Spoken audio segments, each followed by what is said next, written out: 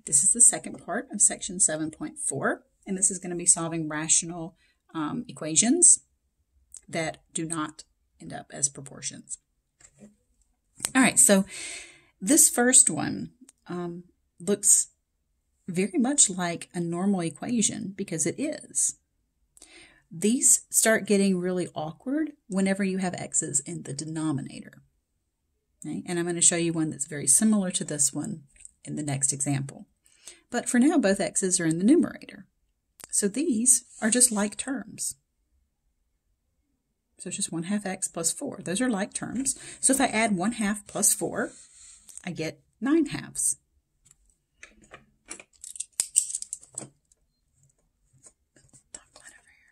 Do 1/2 plus 4, you get 9/2, so that's where that 9/2 came from.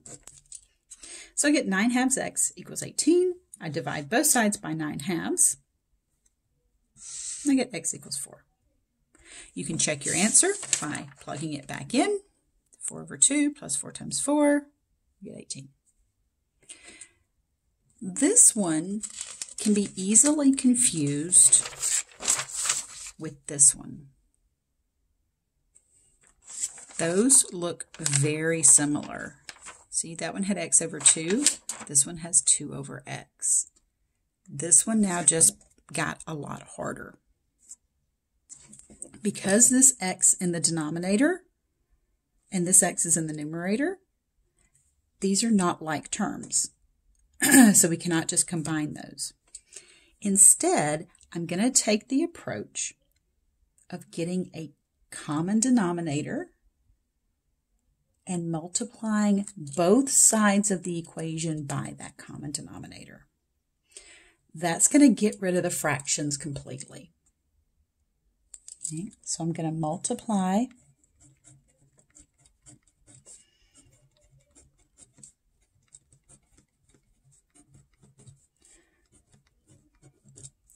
both sides of the equation by the least common multiple of the denominators. And I realize that that's just the least common denominator, but I just wanted to emphasize that it was the least common multiple of all of the denominators. Let me just go ahead and put that in there. All the denominators. That least common multiple, the only denominator there's x, so that must be the common denominator. So I'm multiplying both sides of this equation by x. So this x may look like it just got pulled out of my butt, but it didn't. It was this stuff right here. So for this particular example, that least common multiple of all the denominators is x. So I'm going to multiply all this by x. So I went ahead and distributed that out. So I get x times 2 over x, and then x times 3. When I multiply that, I get x squared.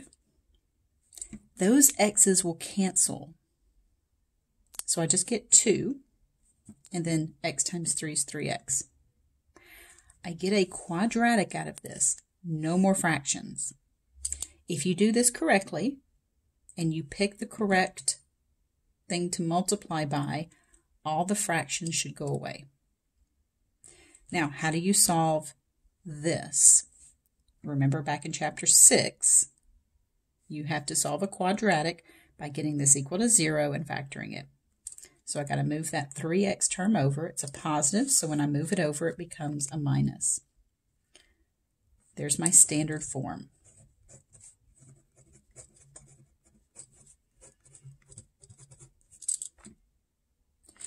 So the new stuff for this is this technique right here of multiplying both sides of the equation by this common denominator. Now from here on out is chapter 6 stuff, but that's not to say that, this stuff might still be a little wobbly in your brain. So pause the video. This is going to be trial and error. Try to factor this, and remember, because of the standard form, you'll be able to factor this and then split them apart. So that factors into x minus 1, x minus 2, splitting those apart and solving them separately. I get x equals 1 and x equals 2. I do have a restriction because I have a variable in the denominator, and it's right there. So my only restriction is that x equals 0. So x can't be 0 because of that x right there. So I'm going to focus a lot of my attention with these examples on this technique right here. All right, so if you want to look at this a little bit longer, pause the video now.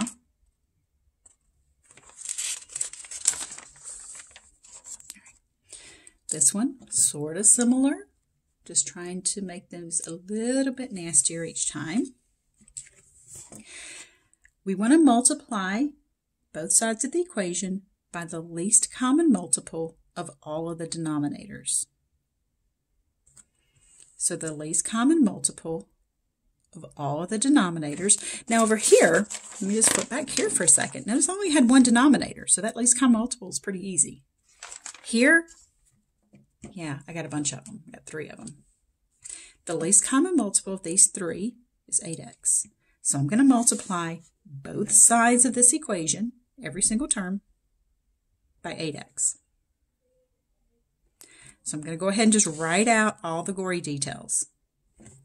So here's 8x times the first term, 8x times the second term, 8x times the other side of the equation.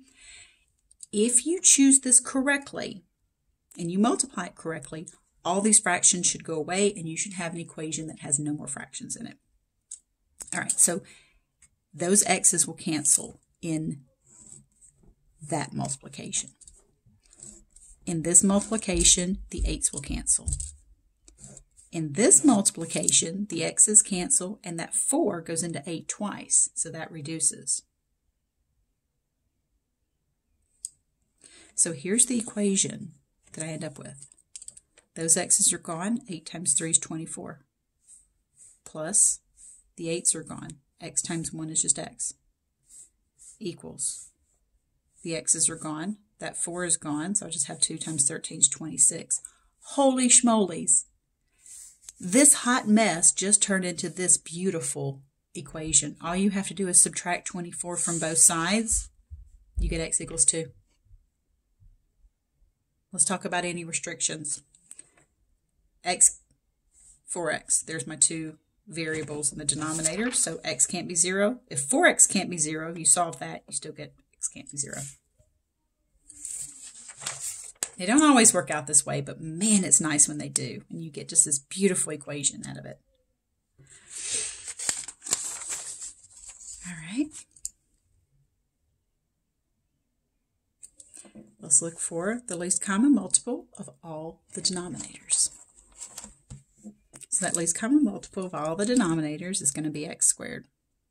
So I'm going to multiply x squared throughout that entire equation.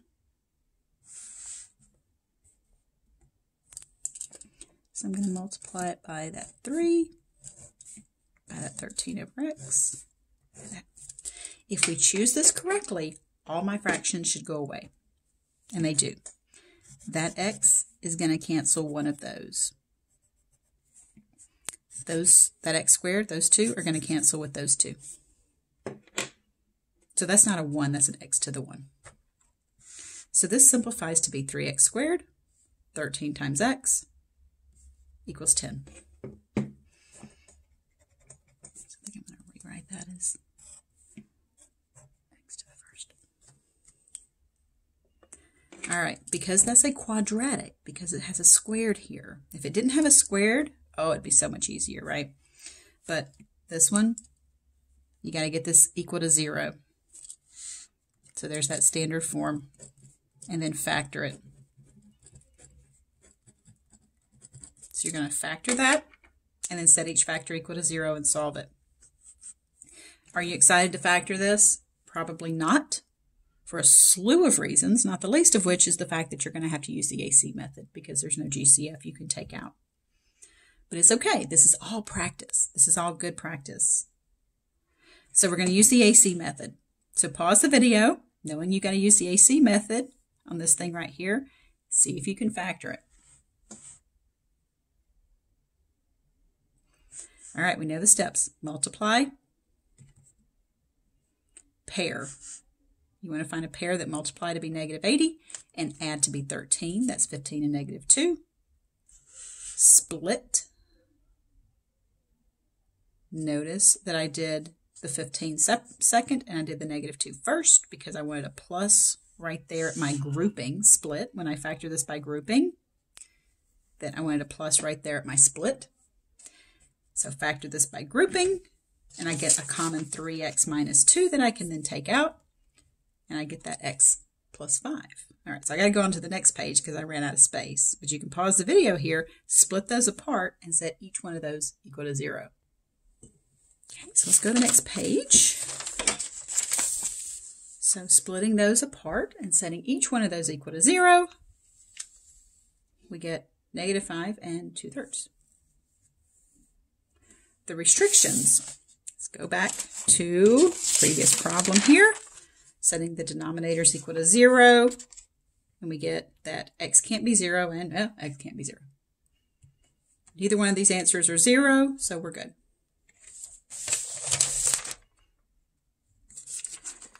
Okay, so we're at example 4. So hold this back. So let's solve this and state any restrictions. This one is going to be a little messier to find that least common multiple. So the first thing we need to do is factor. We want to factor this thing out. It's trial and error. So let me make a little note about that.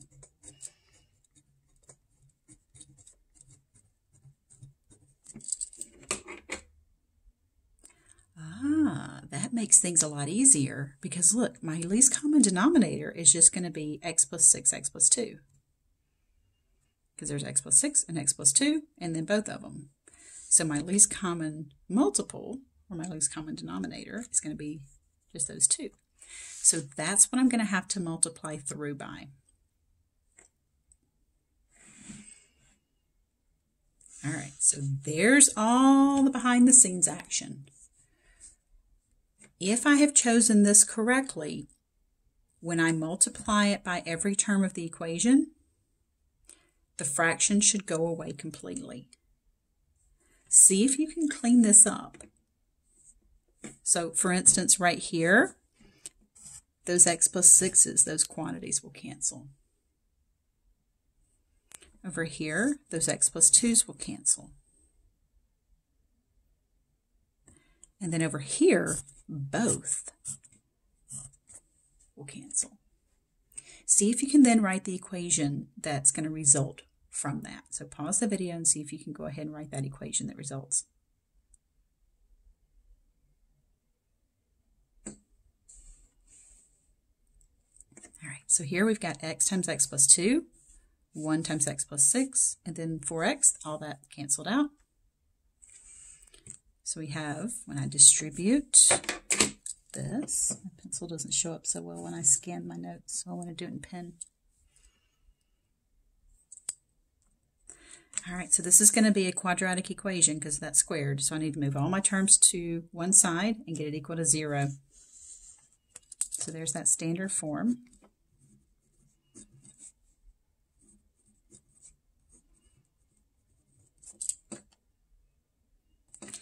This factors by trial and error.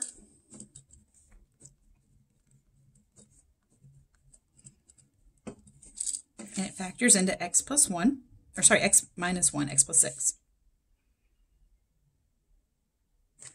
When you split them and set them equal to 0 each, you get x equals 1, x equals -6. Oh, check out the restrictions though. The restrictions, x plus 6 equals 0, x plus 2 equals 0, and that was just both of them. My restrictions are -6 and -2. So -6 is one of the restrictions, so that can't be one of the answers. So it's very rare that this happens, but if it should happen that one of your answers is your restriction, then that's not one of your answers. It's an extraneous solution.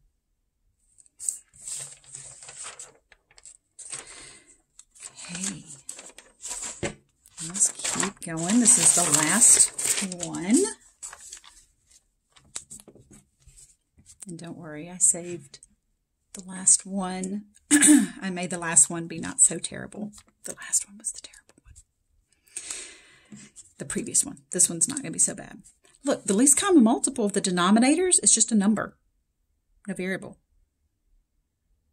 All right, so multiplying through by that 60. Same thing that's going to happen here. 3 is going to go into 60 20 times. 4 is going to go into 60 15 times. And 5 is going to go into 60 12 times. So notice all those denominators are canceling.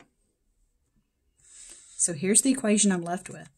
Negative 20x, 15 times the quantity x minus 2, and then negative 36. Let's distribute that 15, and we get this. We are so happy not to see a squared in here, because if you see an equation with a squared, you got to get it equal to 0, factor it, split them apart, solve them separately. If there's not a squared, this is just a normal chapter 2 equation. So, whew. All right, let's combine these like terms that are on the same side. So I got negative 5x minus 30 equals negative 36. Two-step equation. Add 30 to both sides, divide by negative 5.